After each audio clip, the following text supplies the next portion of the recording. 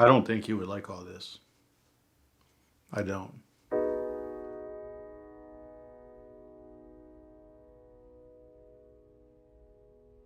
He was too reserved. Like he was too low key. He didn't want the attention.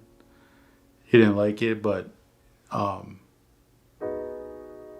I think he'd want people to remember him just for being a genuine person, for just being caring and helpful no matter what was going on. Um, he'd say he's not a hero. He would say that he was just doing his job. Other people look at it differently. Plenty of people over in Iraq look at it differently. Guys in his unit, our family, look at it differently. If he was still here, he'd say, "I'm not a hero. I was just doing my job." I think he'd want to be remembered as, just being genuine and helpful and caring.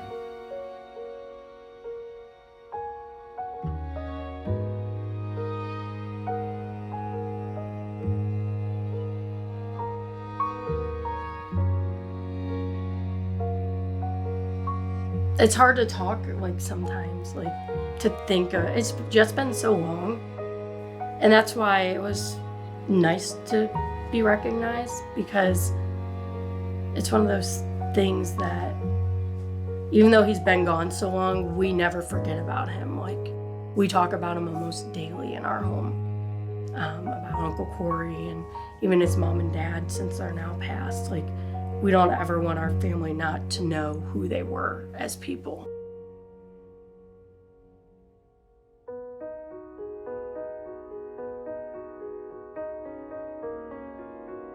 And our town does a great job of honoring our fallen, and they do a great job with letting people know that they were somebody. They're not just anybody. Just like with the street sign that recently got put up. Both my grandfathers served in World War II.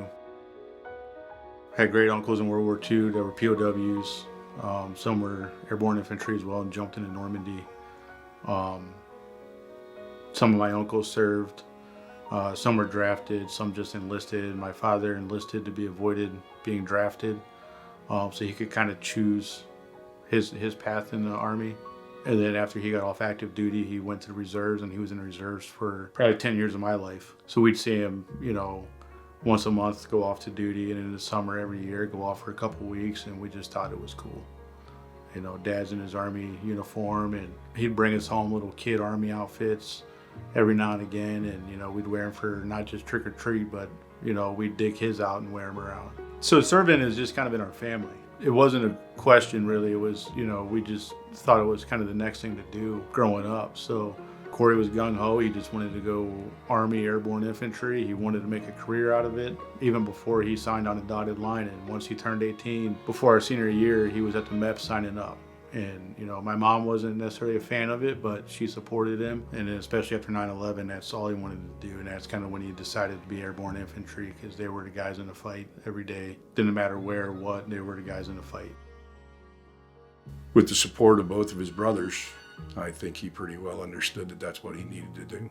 He didn't necessarily wear his heart on his sleeve, but he took others into mind before he looked at his own position. When he did a personal change of station, when he went out to Washington, out to Fort Irwin, my son rode with him, and we had a conversation before the two had left. Different things that I expected them to take care of, ways I wanted them to watch out for each other, and exactly where to be when they ended their trip. It was a really good time. We had a lot of laughs. A lot of good memories on that trip. They actually drove to a very good friend of mine that I served with in the Coast Guard. Him and his girlfriend have a piece of land out on the Greenbelt at Bremerton, and it worked out really well. From my understanding, the decompression that needed to be there after such a long drive, 2,800 miles and change, seemed to work out really well.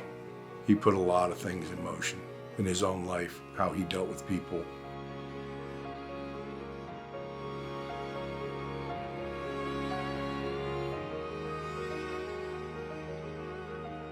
He was in the 82nd, their rapid deploy unit. He was at Fort Bragg, I was at Fort Lewis, Washington, and I deployed and he didn't. He was upset at me because I was a finance guy, he was infantry, so he should have deployed and I should have stayed home. And the unit he was in just wasn't up for a rotation overseas yet.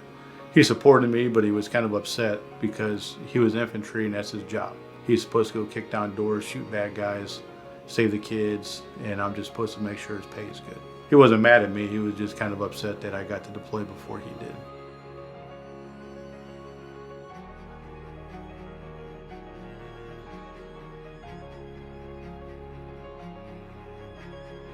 He was dependable. You could always count on him, no matter if he said he was going to call you, he's going to call you, or whatever it might be. He was just the most dependable person. I would say the main thing that we do now is we always honor Cory. Like, our girls know Uncle Cory. They see his picture. They talk about Uncle Cory. We don't ever want them to not feel like they didn't have him as an uncle. He always had extra stuff, extra canteens, extra magazines, extra ammo. Didn't matter. Didn't matter who you were, what you were. He knew what it was to be a little bit less than the other guys, and he didn't want anybody else feeling that way that he'd felt numerous times in his life. We had a long talk in my apartment before he left and told him just stay alert, stay alive, do what you got to do to make it home. Although he didn't come home, he did what he had to do.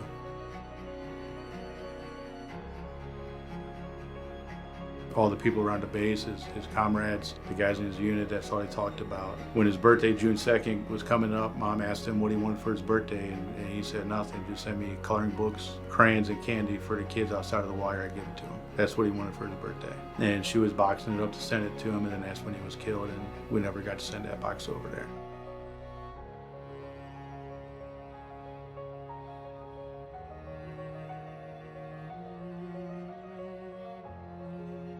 After his passing, whenever he reached out to us at memorial services, it was soldier to soldier. He was always there. He was there to help out anybody and everybody.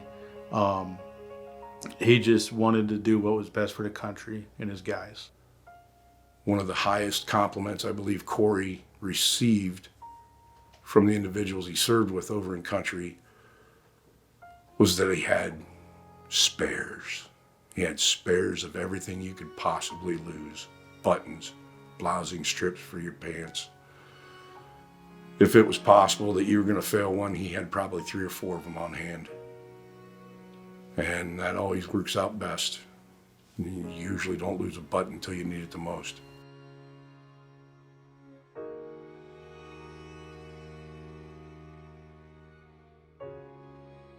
They treated him as an NCO, as a sergeant. They treated him as a team leader, even though he wasn't a sergeant until after he was killed.